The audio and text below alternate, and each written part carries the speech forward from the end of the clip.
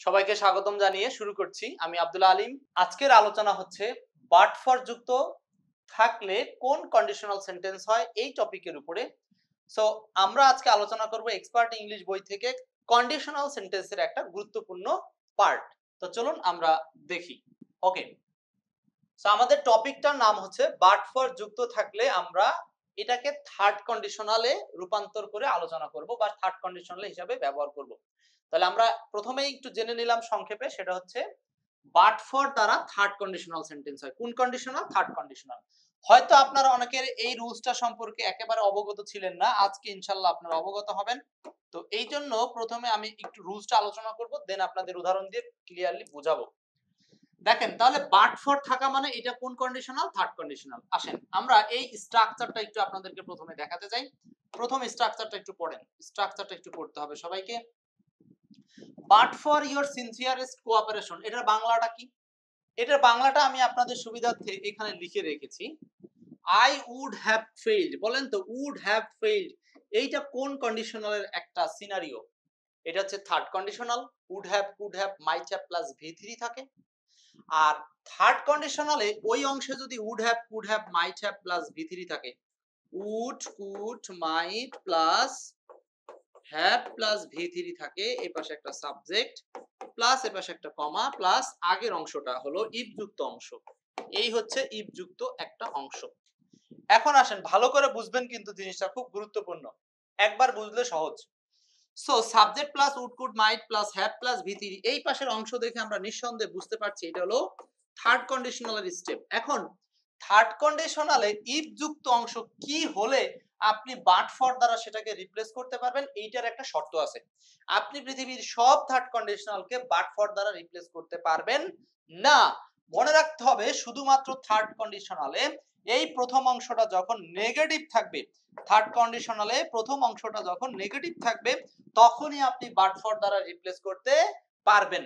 So এইটা negative থাকবে কিভাবে? ইফ প্লাস সাবজেক্ট প্লাস এই পাশে পাস্ট পারফেক্ট টেন্সের negative style had not plus ভি3 থাকবে, ডট ডট আরো যা কিছু থাকবে, এরপরে প্লাস মাঝখানে কমা থাকবে। যদি ওই পাশে চলে যায়, ইফ যুক্ত অংশ সামনে থাকলে মাঝে কমা বসে। আর যদি কোনোভাবে এই অংশ শেষে যায়, তাহলে ওই অংশ আগে আসে, দেন ওখানে মাঝখানে কোনো কমার প্রয়োজন নেই। মনে থাকবে? এবার আসেন, এখন দেখেন এখানে উদাহরণটা একটু খেয়াল করেন। আমি এই উদাহরণটাকে রিপ্লেস করে এখানে লিখেছি, if you had not had sincerest cooperation. তার মানে এখানে বলতেছি, যদি তোমার অকৃত্রিম কোঅপারেশন বা সহযোগিতাটা না থাকিতো, তাহলে কি হতো? আই উড হ্যাভ ফেইলড, মানে আমি ফেইল করতাম। তো দেখেন, এই যে আমি এখানে এই কালি করা অংশটুকুই চেঞ্জ করে এখানে লিখেছি বাট ফর। আর এই বাট ফর এরপরে বাকি অংশ হলো সিনসিয়ারেস্ট কোঅপারেশন, সিনসিয়ারেস্ট কোঅপারেশন। তাহলে আমরা কি ডিসিশন নিতে পারি? বাট ফর তখনই বসবে যখন থার্ড কন্ডিশনালে ইফ যুক্ত অংশ নেগেটিভ থাকবে। আবার বলছি, বাট ফর দিয়ে তখনই রিপ্লেস থাকবে যখন থার্ড কন্ডিশনালে ইফ যুক্ত অংশ, আই মিন প্রেজেন্ট পারফেক্ট টেন্সটা নেগেটিভে থাকবে। ক্লিয়ার? তাহলে আমরা বাট ফর যুক্ত যখনই এরকম কোনো একটা ফ্রেজ পাবো যেটা কমা দ্বারা থাকবে, নিঃসন্দেহে আপনাকে মাথায় নিয়ে নিতে হবে এইটা হলো থার্ড কন্ডিশনালের ইফ যুক্ত অংশ, যেটা ইফ কে তুলে দিয়ে বাট ফর দ্বারা ব্যবহার করা আছে। আগে ছিল এটা একটা ক্লজ স্টাইলে, আর এখানে হয়ে গেল এটা একটা ফ্রেজ স্টাইলে। মনে থাকবে? আশা করি বিষয়টা কমপ্লিট। ক্লিয়ার? এখন আমরা জাস্ট যেখানেই এই বাট ফর এর সাথে সামঞ্জস্য একটা ফ্রেজ পাবো, পরের অংশকে আমরা থার্ড কন্ডিশনাল স্টাইলে করে ফেলবো। ব্যাস, এই হলো আজকের আলোচনা। এখন দেখেন, তাহলে যদি তোমার অকৃত্রিম সহযোগিতা না থাকতো তবে আমি ফেল করতাম। কিন্তু এখানে কি কোনো জায়গাতে এরকম না থাকতো বলার কোনো নেগেটিভ ওয়ার্ড আছে দেখা যাচ্ছে সরাসরি? দেখা যাচ্ছে না। অতএব এই রুলসটা যদি কারো পড়া না থাকে, তাহলে কখনোই সেই রুলসটা বুঝবে না, পরীক্ষার হলে ভুল করে ফেলবে। আপনাদেরকে এটা অ্যাডভান্স লার্নিং হিসাবে দিলাম। মনে রাখতে হবে, বাট ফর প্লাস যদি কোনো ফ্রেজ থাকে, তাহলে ওই ফ্রেজটা হচ্ছে আপনার কি হবে বলেন? ওইটা হলো একটা নেগেটিভ ফ্রেজ। এই যে বাট ফর এর সাথে যদি কখনো কোনো ফ্রেজ থাকে, এটা একটা নেগেটিভ মিনিং দিবে, কারণ এইটা হলো ইফ যুক্ত নাবোধক অংশের রিপ্লেসমেন্ট। আশা করি ঘটনাটা ক্লিয়ার। সবাই বুঝতে পারছেন কিনা? বুঝতে পারলে আমরা এখন পরবর্তী প্র্যাকটিসে যাব, উদাহরণে যাব। বুঝতে পারছেন কিনা? বুঝতে পারলে 1 লিখে ফেলেন, না বুঝলে 2 লেখেন, বুঝলে 1, না বুঝলে 2। চলে যাব আমরা পরের স্লাইডে। তাহলে আমরা থার্ড কন্ডিশনালে এক্সেপশনাল ভাবে শিখলাম বাট ফর এর ইউজেস করা যাবে যখন ইফ যুক্ত ক্লজটা নেগেটিভ স্টাইলে থাকবে। ওকে, এখন আসেন আমরা এই বাট ফর এর বিষয়টাকে আরেকটু ক্লিয়ার করার চেষ্টা করি। ওকে, এগুলো লাগবে না, এগুলো অলরেডি আমি দেখাই ফেলছি। আসেন উদাহরণে আসেন। এখানে দেখেন তো, আচ্ছা উদাহরণে যাওয়ার আগে আপনাদেরকে কি এই স্ট্রাকচারটা বলার দরকার আছে না পারবেন? জাস্ট এখানে একটু পড়ে নেন, আমি এতক্ষণ যা মুখে বলছি তাই আছে। মানে ইফ যুক্ত থার্ড কন্ডিশনাল অংশ নেগেটিভে থাকলে সংক্ষেপে বাট ফর প্লাস নাউন বা নাউন ফ্রেজ আকারে লিখতে হয়। অপর অংশ সাবজেক্ট প্লাস উডপুট মাইট প্লাস হ্যাভ প্লাস ভি3 আকারে থাকে। জাস্ট এটা থার্ড কন্ডিশনালের একটা স্ট্রাকচার। ওকে, এখন আসেন আমরা উদাহরণ দেখি। এইবার আপনাদের পালা। প্রথমটা বলছে আমরা এখন কি করব, এই এক্সাম্পলগুলো থেকে আমরা প্রথমত ব্যাকরণটা সমাধান করব, দ্বিতীয়ত এটার বাংলা ট্রান্সলেশন করব। আজকে এই দুইটা কাজ করবেন আপনারা। বলছে but for the mass support, এইটুকের বাংলা কি হবে? এক নাম্বার কথা। দুই নাম্বার কথা হলো the July 2024 demonstration dash to bring political change. এখানে একটা ওয়ার্ড ব্যবহার করা আছে ফেইল। তো ফেইল শব্দটাকে চেঞ্জ করে এখন কি লিখবো বলেন? এবার আপনাদের পালা। যখনই আমরা বাট ফর এর পাশে এখানে একটা ফ্রেজ পাচ্ছি তখন আমাকে বুঝতে হবে এটা হলো থার্ড কন্ডিশনালে ছিল। এখন এই পাশে থার্ড কন্ডিশনাল স্টাইলে ফেইলটাকে চেঞ্জ করে লিখতে হবে। তো এইটা তো হলো মেইন ক্লজ পরেরটা, আর এইটা হলো ইফ যুক্ত অংশ। তাহলে ইফ যুক্ত অংশ আমরা চাইলে রিপ্লেস করে একটু দেখাতে পারি আপনাদেরকে। Just if but for the mass support, এটাকে আমরা কিভাবে চেঞ্জ করে এখানে লিখতে পারি? এখানে আমরা এটাকে কি করে লিখতে পারি দেখেন, এখানে আমরা লিখতে পারি if there had not, had দিয়ে লিখতে পারেন, অথবা একই কথা there had not had mass support, mass support, ব্যাস। আর বাকি অংশ যা ছিল তাই। তার মানে যদি এখানে গণ সাপোর্টের কথা বলা হচ্ছে বা গণমত বা গণ অংশগ্রহণ যদি না থাকিত তাহলে কি হইতো? যদি এখানে গণ অংশগ্রহণ না থাকিত তাহলে জুলাই 24-এর যে ডেমনস্ট্রেশন বা যে ইচ্ছা শক্তি গতিশক্তি সেটা রাজনীতিতে রূপান্তর হতে পারতো না, রাজনৈতিক ইস্যুতে রূপান্তর হতে পারতো না। তো এই ফেইলটাকে থার্ড কন্ডিশনাল স্টাইল হিসেবে লিখতে হবে would have failed। তাহলে গণ আন্দোলনটা কি হতো? গণ আন্দোলনটা ব্যর্থ হতো। এটা would have failed, এটা অ্যানসার হবে would have failed। ওকে, অনেকে লিখছেন would have failed, ঠিক আছে, right.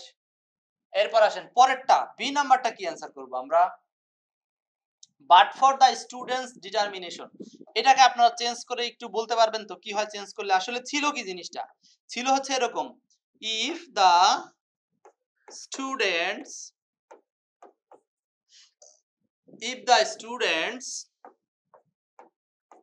had not determined, if the student had not determined, যদি ছাত্রছাত্রীদের মধ্যে ডিটারমাইন্ড মানে কি দৃঢ় প্রতিজ্ঞা না থাকিত, অর্থাৎ তারা যদি দৃঢ় প্রতিজ্ঞাবদ্ধ না হইতো তাহলে জুলাই 24-এর মুভমেন্টটা কি হতো সেটা এখানে লস দিয়ে আলোচনা করতে হবে। দা জুলাই 24 মুভমেন্ট, এরপরে এখানে কি হবে? উড হ্যাভ লস্ট, মানে এটা হারাইতো ইটস মোমেন্টাম। মোমেন্টাম মানে কি? মোমেন্টাম মানে হলো গতি। মোমেন্টাম মানে গতি, মোমেন্টাম মানে গতি, বুঝতে পারতেছেন সবাই? তার মানে এখানে দেখেন আমরা কিন্তু এই অংশটা ইফ যুক্ত অংশ কি ছিল সেটা পরীক্ষার হলে আমাদের চাইবে না। পরীক্ষার হলে আমাদেরকে জাস্ট এই অংশটা দিয়ে রাখবে, পরীক্ষক আমাদেরকে যাচাই করার চেষ্টা করবে যে আপনি বুঝেন কিনা যে এইটা থার্ড কন্ডিশনালের একটা নতুন চেহারা, সেইটাই আপনাদেরকে ধরা হবে বা সেটাই ট্রাই করা হবে। তো আমরা যখন বুঝে গেলাম এটা থার্ড কন্ডিশনাল, তাহলে আমাকে এই থার্ড কন্ডিশনালে কমার পরের অংশ এখানে থার্ড কন্ডিশনাল স্টাইলে হবে would have lost, would have lost. Clear? ব্যাপারটা বুঝতে পারছি কিনা? দুইটা উদাহরণ ক্লিয়ার করলাম, বুঝতে পারছি কিনা সবাই? এরপর আসেন আমরা আরো উদাহরণ দেব, কোনো সমস্যা নাই। 3 নাম্বার 4 নাম্বার সেম স্টাইলে, কিন্তু 3 নাম্বার 4 নাম্বার বলেন 3 4 কি হবে? 3 এবং 4, 3 নাম্বার 4 নাম্বার।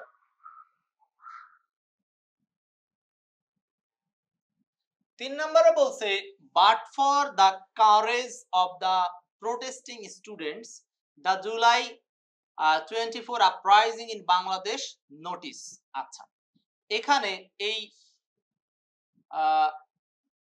কি হবে অ্যানসারটা? দা জুলাই 24 আপরাইজিং মানে জুলাইয়ের যে অভ্যুত্থান ইন বাংলাদেশ, বাংলাদেশের এরপরে নোটিসটাকে কি করতে হবে দেখেন, but for the courage of the protesting students, তার মানে প্রোটেস্টিং ছাত্রছাত্রীদের যদি সাহস না থাকিত, প্রোটেস্টিং করা ছাত্রছাত্রীদের যদি পর্যাপ্ত সাহস না থাকিত, তাহলে কি হতো? দা জুলাই আপরাইজিং, জুলাইয়ের অভ্যুত্থান, তখন জুলাইয়ের অভ্যুত্থানটা তখন দেখা যাইতো না। তার মানে হচ্ছে would not have noticed, মানে এটা তখন আমাদের চোখের সামনে আসতো না বা আমাদের চোখে পড়তো না বা আমাদের লক্ষ্যে আসতো না। তো কি বলছে? যদি স্টুডেন্টদের প্রোটেস্ট করার সাহস না থাকতো তাহলে কিন্তু আমরা এই জুলাইয়ের আন্দোলনটা দেখতে পাইতাম না। এই কথাটা এখানে বলতে চাচ্ছে। এখন প্রসঙ্গ কিন্তু দুইটা, ভালো করে বুঝবেন।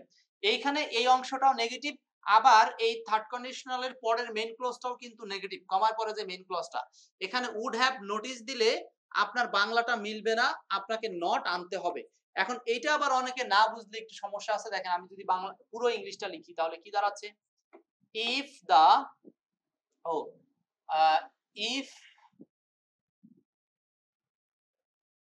the protesting students had not had the courage, if the protesting students had not had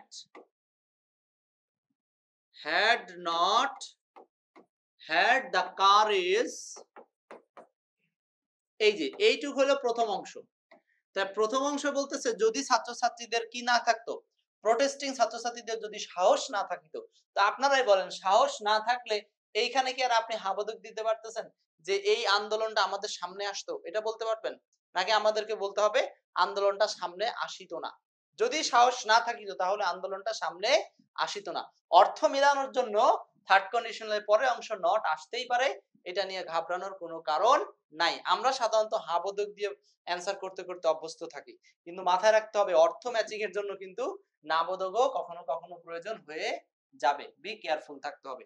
next 4 নম্বরটা বলছে but for the media's live coverage people across the country know about the July 24 incident। আচ্ছা দেখেন তো এখানে কি দাঁড়াচ্ছে?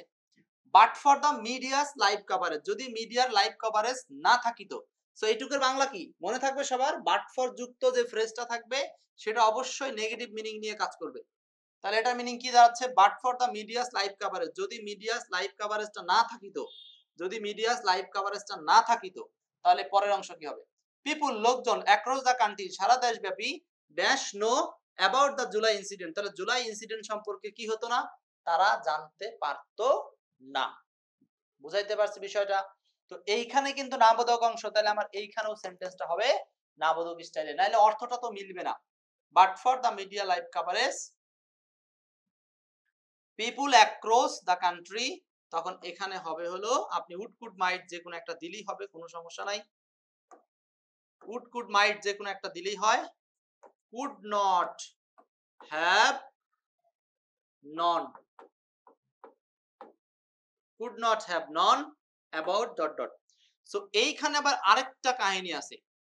So এটা কিন্তু people across the country dash know about the July incident, তো এইটা আবার যদি লোকজন জানতো না, তার মানে লোকজনকে জানানো হয়েছে, আবার লোকজন নিজে নিজে জানছে।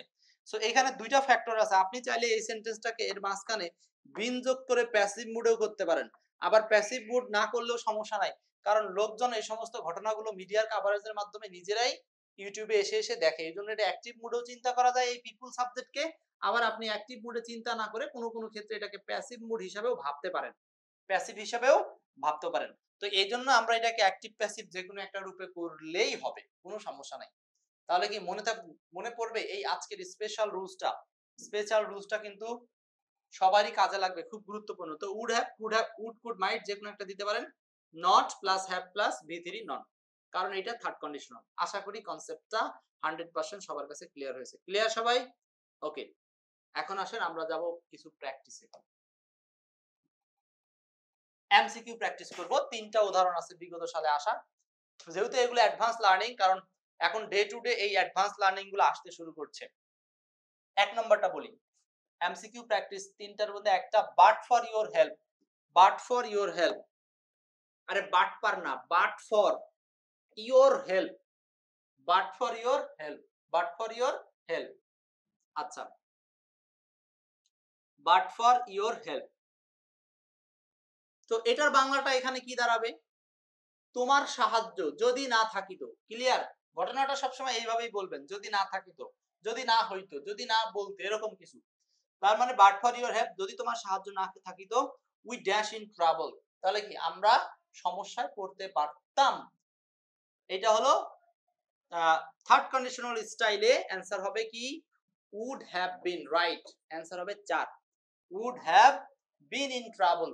এখানে কিন্তু বিন শব্দটা নিজেই ভার্বের 3 নাম্বার রূপ, এটা মেইন ভার্ব হিসেবে কাজ করছে, কারণ ওই বাক্যে আর কোনো মেইন ভার্ব নাই। বিন মানে এখানে কোথাও আটকে যাওয়া, বিন বলতে বোঝানো হচ্ছে সমস্যায় পতিত হওয়া অর্থে। হ্যাঁ, we would have been in trouble. Next, clear? একের অ্যান্সার হচ্ছে 4% আপনারা, ফাইন। 2 নাম্বার, শুধু এইটুক বিষয় মাথার মধ্যে দেওয়ার জন্য এত কথা বলতেছি, সেটা হলো বাট ফরের সাথে কোনো একটা অংশ থাকলে সেটাকে, এই ফ্রেজটাকে আপনি মাথায় নিয়ে আসবেন যে এটা থার্ড কন্ডিশনালের নেগেটিভ স্টাইল। থার্ড কন্ডিশনালের প্রেজেন্ট পারফেক্ট টেন্সের নেগেটিভ স্টাইল। বারবার বলতেছি কথাটা, পরীক্ষা ভুল করেন না, অনেক কষ্ট করে পড়াই। আপনারা যদি ভুল করেন তাহলে আমার এই মানে কষ্টটাই বৃথা যাবে। তাহলে এইটাও একই কথা, যদি তোমার সাহায্য না থাকিত, আই ডট ডট। এই যে দেখেন, নিবন্ধন পরীক্ষাতে আসছে, আপনি কি এটাকে বাদ দিতে পারবেন? কোনোভাবেই বাদ দিতে পারবেন না। 19 সালের নিবন্ধন পরীক্ষা আসছে, সো 19 সাল থেকে এরকম অ্যাডভান্স লার্নিং শুরু হয়েছে, আর আপনারা তো 25 সালে আছেন। তো এখানে কি হবে? I dash, third conditional, I would have failed. অবশ্যই এটাই অ্যান্সার হবে, I would have failed. 1 number, 2 এর অ্যান্সার 1। ওকে, পারবো তো সবাই নাকি? নেক্সট, 3 নাম্বার প্রশ্ন, আবারও বাট ফর ইওর হেল্প। মজার বিষয় হচ্ছে যে 3বার একটা প্রশ্ন আসছে, কিন্তু 3বারই ওই ঘোড়া ডিম বাট ফর ইওর হেল্প, কিন্তু সামনে কিন্তু আর এই বাট ফর ইওর হেল্প ওই জায়গাতে এই জুলাই একটা বাক্য দিতে পারে, অন্য একটা সেন্টেন্স দিতে পারে, সেটা নির্ভর করবে পরীক্ষকের উপরে। 3 নাম্বারটা কি হবে বলেন? বাট ফর ইওর হেল্প, তোমার সাহায্য না থাকিলে, I would dash fail in my attempt, আমি আমার চেষ্টায় ব্যর্থ হইতাম, আমি আমার চেষ্টায় ব্যর্থ হইতাম। সো অ্যানসারটা কি হবে? উড অলরেডি দেওয়া আছে, সো আপনি ব্যবহার করবেন হলো would have failed, would have failed, would have failed. এই ধরনের সেন্টেন্সে একটা জিনিস আপনারা লক্ষ্য করছেন কিনা, সেটা হচ্ছে এই পাশে একটা হাবোদক স্টাইল থাকে সাহায্য করা বা তথ্য জানা, আর এই পাশে কিন্তু তখন এই যে যদি ভার্ব থাকে ফেইল, কিন্তু কোনোভাবে যদি এখানে ভার্ব ফেইল না থাকে, পাস থাকতো, আপনারা একটু চিন্তা করেন তো, তাহলে কি অ্যানসারটা এই ফেইল হ্যাভ থাকতো, নাকি হ্যাভের সাথে একটা, হ্যাভের আগে একটা নট আসতো? ভালো করে বুঝেন জিনিসটা। যদি কোনোভাবে এখানে মেইন ভার্বটা ফেইল না থেকে পাস থাকতো, তাহলে কিন্তু আমাদেরকে ব্যবহার করতে হতো নট। হ্যাঁ, উড নট হ্যাভ, ওই যে উড তো ওখানে দেওয়াই আছে, উড তো ওখানে দেওয়াই আছে, তাই না? তখন আমরা ব্যবহার করতাম উড নট হ্যাভ পাসড, মানে যদি তুমি সাহায্য না করতা তাহলে আমি পাস করতাম না। আর এখানে বলছে কি ফেইল করতাম। তো এই জায়গার ভার্বের উপর নির্ভর করবে যে এইখানে এই মডেলটাকে আমরা উড কুড মাইট এর পরে নট আনবো কি আনবো না। মনে থাকবে বিষয়টা? এটা একটু লাস্ট ক্লু ছিল, সেটা বলে ফেললাম। জেকে নীরব, ধন্যবাদ। এই ছিল আমাদের হচ্ছে আজকের বাট ফর নিয়ে আলোচনা। বাট ফরের সঙ্গে থাকার জন্য অনেক ধন্যবাদ। এক্সপার্ট ইংলিশ বইতে এই ধরনের আপডেট দিয়ে কিন্তু তৈরি করা, এবং এই আপডেটগুলো আপনারা পাবেন এক্সপার্ট ইংলিশ বইতে, সেখান থেকে আপনারা নিয়মিত অধ্যয়ন করার চেষ্টা করবেন। ঠিক আছে, আশা করি রুলসটা ভালো লেগেছে।